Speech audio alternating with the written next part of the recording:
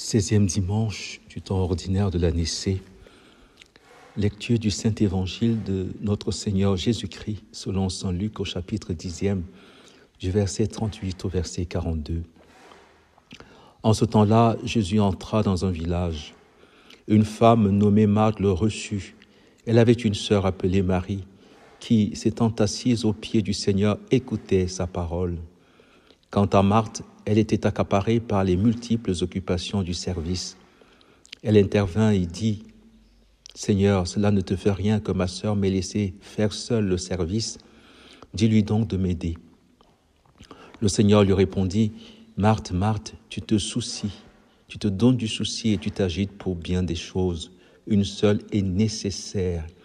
Marie a choisi la meilleure part, elle ne lui sera pas enlevée. » Dans ce bel évangile, dans ce saint évangile, il y a deux grands mystères que nous voudrions découvrir. Une seule est nécessaire. C'est quoi l'unique nécessaire? Ensuite, Marie a choisi la meilleure part qui ne lui sera pas enlevée. C'est quoi la meilleure part? Vous voyez, ce saint évangile nous offre une occasion de rêve, une occasion en or massif, pour célébrer les noces royales entre intelligence et foi, entre philosophie et théologie révélée, on va dire des noces divines, c'est-à-dire des noces voulues par Dieu lui-même, le lien que Dieu lui-même a voulu entre l'intelligence humaine et l'intelligence de Dieu lui-même. Et le Verbe s'est fait chair.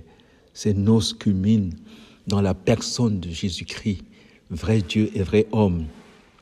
Et ces noces nous rappellent, et cet évangile nous est donné pour cela, qu'on peut comprendre la parole de Dieu de deux manières. D'une manière humaine et d'une manière divine. D'une manière philosophique et d'une manière théologique. Et la manière théologique, bien sûr, des théologies révélées, donc selon la ratio et selon la foi. Et justement, dans notre encyclique, le Père de Grand Maison rappelle que on accepte la foi ou on la refuse pour des raisons surtout philosophiques. Comme il est nécessaire d'avoir une philosophie saine, c'est-à-dire une intelligence contemplative pour accueillir l'Évangile sans le diminuer. Parce que, comme dit justement le pape, une fois de plus, si la philosophie n'est pas bonne, n'est pas contemplative, la foi devient une religion, la foi devient une superstition, la foi devient un mythe, la foi devient une théorie, la foi est rejetée par tout le monde parce qu'elle devient une caricature à cause de nous. C'est à cause des théologiens paresseux. N'oubliez pas que l'athéisme et le fidéisme sont nés. Alors Dieu voudrait tellement nous communiquer sa lumière et notre intelligence a été faite pour cela par Dieu. N'oubliez pas la première parole que la Bible nous révèle de Dieu, que la lumière soit. Oh, l'intelligence est lumière, selon Aristote. Quand l'intelligence est en acte, elle est comme la lumière. La lumière de l'intelligence, intus legere, qui nous permet de tout lire, de tout éclairer de l'intérieur. Et Jean-Paul II, on peut dire que le résumé de l'encyclique de Fides Ratio, c'est cette parole. La foi réclame que son objet soit compris par la raison. Je répète, c'est tellement important. La foi réclame que son objet soit compris par la raison. Et la raison, la ratio, l'intelligence contemplative, s'entend. Et l'intelligence contemplative, au sommet de sa recherche, admet comme nécessaire ce que lui présente la foi, les noces royales. Et dans cet évangile, qu'on peut lire de deux manières, les deux sœurs, Marthe et Marie, sont la réconciliation de la philosophie, de la théologie, de la foi et de la raison. On va voir. Parce qu'il y a eu divorce. Nous vivons aujourd'hui les lendemains du divorce, du malheureux divorce entre l'intelligence et la foi. Et les deux moments culminants de ce divorce, ça a été Luther, quand il a affirmé « sola fide », par la foi seule. Et le pendant, le corollaire, le siècle des Lumières, « sola ratio ». Vous voyez, les deux attitudes ont oublié, n'ont pas vu la noblesse, la beauté de l'intelligence. Séparer la foi de la ratio est contre nature, car la foi et la ratio, il faut mieux dire ratio, parce que quand on dit raison, la raison n'est qu'une étape de l'intelligence. L'intelligence a trois fonctions, comme vous le savez déjà, l'appréhension, le raisonnement et le jugement qui est le sommet. On y reviendra. Et donc la foi et l'intelligence ont le même objet, la vérité. La foi et la raison sont comme des deux ailes qui permettent à l'esprit humain de s'élever jusqu'à la contemplation de la vérité. Venons donc à notre évangile pour voir comment la meilleure part peut se comprendre de manière philosophique et d'une manière théologique. L'unique nécessaire peut se comprendre d'une manière philosophique et d'une manière théologique. Et la conclusion sera, bien sûr, quand on comprend bien que Dieu est la meilleure part pour l'homme, ça c'est la philosophie, mais l'homme est la meilleure part de Dieu, ça c'est la théologie révélée en Jésus-Christ. Vous savez qu'avec Jésus-Christ, la théologie n'est plus un discours sur Dieu, ça c'est la philosophie. Mais la théologie avec Jésus est le discours qui est Dieu. Et le Verbe était auprès de Dieu, et le Verbe était Dieu. C'est magnifique, c'est très très beau. Alors, dans cet évangile a toujours été interprété dans la tradition comme une distinction entre la vie active et la vie contemplative. Marthe qui s'agite serait le symbole, représenterait la vie apostolique, la vie active. Et Marie assise aux pieds de Jésus pour écouter sa parole et qui finalement a choisi la meilleure part serait la vie contemplative. Pourquoi pas? Mais il y a un problème avec cette distinction, c'est que vie active et vie contemplative, c'est une distinction philosophique. C'est en philosophie qu'on distingue la philosophie pratique, les trois premières parties de la philosophie, le travail, l'amour et la politique, philosophie pratique. Connaître le réel en vue d'agir, en vue de le transformer, philosophie pratique. Et la philosophie spéculative, la philosophie de la vie, la philosophie de la nature et la philosophie de l'être, philosophie spéculative. Je signale d'ailleurs en passant que la philosophie spéculative, celle qui nous fait connaître la vérité pour elle-même, pour contempler, non plus pour transformer, mais pour contempler, procède de la philosophie pratique. La philosophie, je répète, la philosophie spéculative naît en temps normal de la philosophie pratique. Je prends un exemple simple. La philosophie pratique, le travail. Exemple, le menuisier. Avec son bois, il peut produire toutes sortes d'objets, des meubles, des maisons, des planchers, tout ce que vous voulez. Au bout de son travail, quand il a fait tout ce qu'il pouvait faire avec le bois, il peut s'asseoir et se dire, mais le bois, j'aimerais le connaître, non plus pour le transformer, mais pour connaître ce qu'il est en lui-même, philosophie spéculative. Il entre dans la philosophie de la nature du bois, non plus dans la philosophie de la transformation du bois, mais dans la philosophie de la connaissance du bois pour lui-même, philosophie spéculative.